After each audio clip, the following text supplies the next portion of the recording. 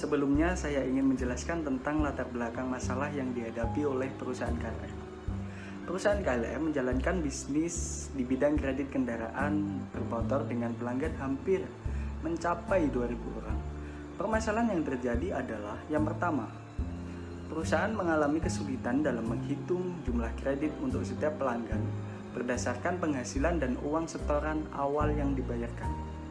Kemudian permasalahan kedua yaitu perusahaan kebingungan dalam mengelola pelanggan dari segi proses tagihan, di mana banyak pelanggan yang membayar tagihan lebih dari jatuh tempo yang telah ditetapkan. Selain itu, poin yang ketiga adalah perusahaan KLM juga membutuhkan bagaimana cara pelanggan dapat memiliki loyalitas dan kepercayaan terhadap perusahaan KLM itu sendiri. Tahapan yang pertama, pendefinisian masalah. Pendefinisian masalah secara dekomposisi, yakni menguraikan masalah besar atau menyederhanakan masalah besar menjadi masalah yang lebih kecil. Poin pertama, keberagaman penghasilan pelanggan. Poin yang kedua, kurang mampunya perusahaan dalam menentukan jumlah kredit yang sesuai dengan penghasilan pelanggan.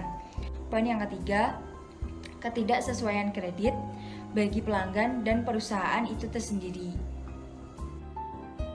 Rencana atau langkah-langkah penyelesaian. Yang pertama, mengumpulkan atau menetapkan data rata-rata penghasilan pelanggan dan uang setor awal.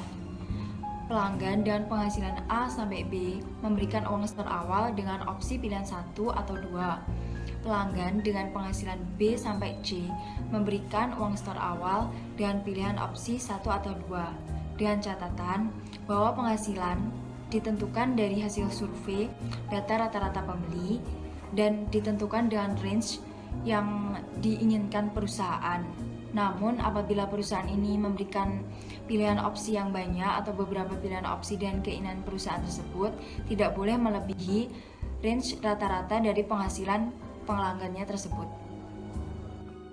Memberikan beberapa opsi pilihan untuk pelanggan untuk menentukan jumlah kredit yang mereka inginkan berdasarkan kepada penghasilan dan juga uang setor awal yang mereka setorkan kepada perusahaan. Seperti contoh, apabila jumlah kredit dengan penghasilan range A sampai B dan uang setor awal dengan pilihan opsi pertama, maka pelanggan dapat memilih jumlah kredit X atau Y. Kemudian ada lagi yaitu apabila jumlah kredit dengan berpenghasilan range A sampai B dan juga dengan uang setor awal pilihan kedua, maka pelanggan dapat memilih jumlah kredit X atau Y. Dengan catatan untuk pilihan jumlah kredit dapat ditentukan oleh perusahaan berapa banyak dan juga berapa pilihannya. Untuk penerapan flowchart sendiri, yang pertama pelanggan dapat memulai, kemudian setelah itu pelanggan dapat memasukkan data penghasilan dan juga data uang setor awal yang ingin disetorkan pelanggan ke perusahaan. Setelah itu pelanggan akan diarahkan ke menu pilihan, yang mana di menu pilihan ini pelanggan akan memilih penghasilan pelanggan termasuk di range yang mana, kemudian uang setor awal pelanggan yang mana. Setelah itu pelanggan akan diarahkan ke menu pilihan, di mana menu pilihan ini pelanggan akan memilih kredit yang akan dipilih pelanggan, jumlah kredit yang akan dipilih oleh pelanggan. Setelah itu apabila pelanggan setuju, pelanggan akan diproses untuk pembentukan kreditnya. Kemudian setelah itu pelanggan akan mendapatkan kredit dan setelah itu selesai. Dan apabila pelanggan pada saat pemilihan jumlah kredit tidak menyetujui, maka pelanggan akan diarahkan ke menu tidak kredit, tidak ada kredit. Setelah itu akan selesai.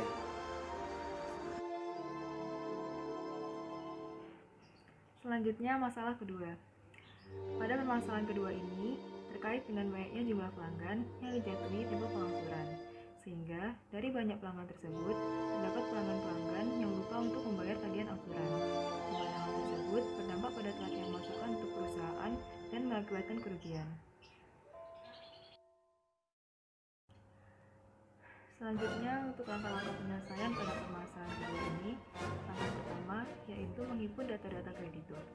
Data-data ini dapat berupa data-data nama pelanggan, data tagihan angsuran yang harus dibayarkan, data batas tenggat waktu pembayaran, dan berbagai macam data-data lainnya.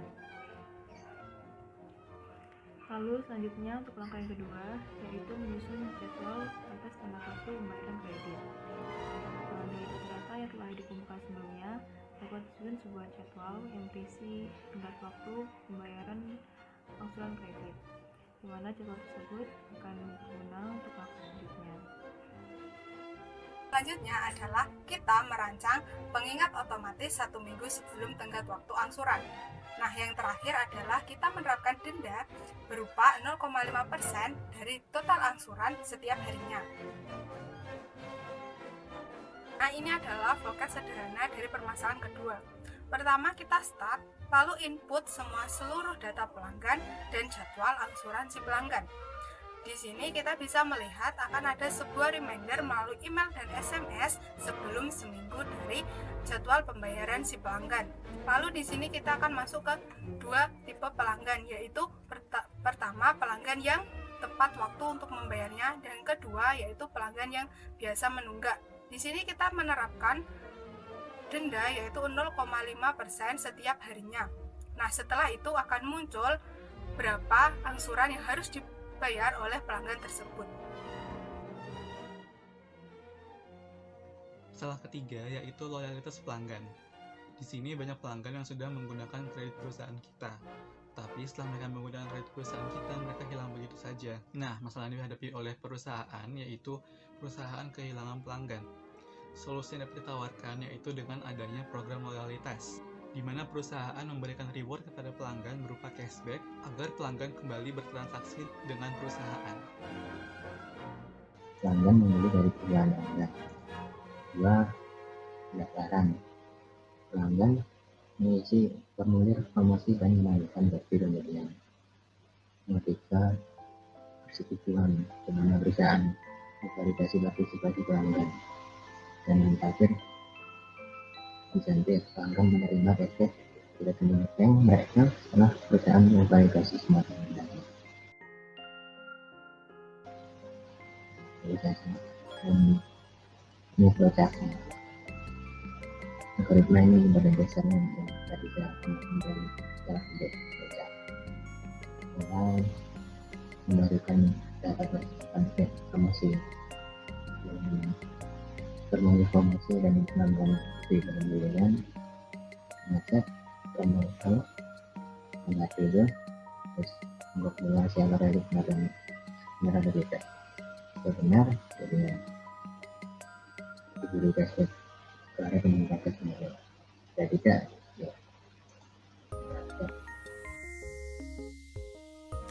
Jadi dari 3 problem perusahaan KLM pada kasus 10 dapat disimpulkan bahwa problem pertama mengenai perusahaan kesulitan menghitung jumlah kredit berdasarkan penghasilan pelanggan dan uang setor awal, maka solusinya adalah kita mengumpulkan data penghasilan pelanggan, kemudian dijadikan database yang nantinya bisa untuk menentukan range penghasilan. Serta nanti perusahaan juga bisa memberikan opsi atau pilihan jumlah kredit yang sesuai dengan penghasilan pelanggan. Problem kedua mengenai mengelola pelanggan dari segi tagihan, maka solusinya adalah menerapkan atau membuat sistem automatic reminder, yakni sebuah pengingat. Jadi nantinya supaya pelanggan ini tidak telat dalam membayarkan tagihan kepada perusahaan. Nah, untuk problem ketiga yaitu loyalitas dan kepercayaan pelanggan terhadap perusahaan, solusinya adalah membuat atau menetapkan loyalty program yaitu cashback. Jadi diharapkan adanya cashback ini dapat meningkatkan atau menambah kepercayaan pelanggan terhadap perusahaan.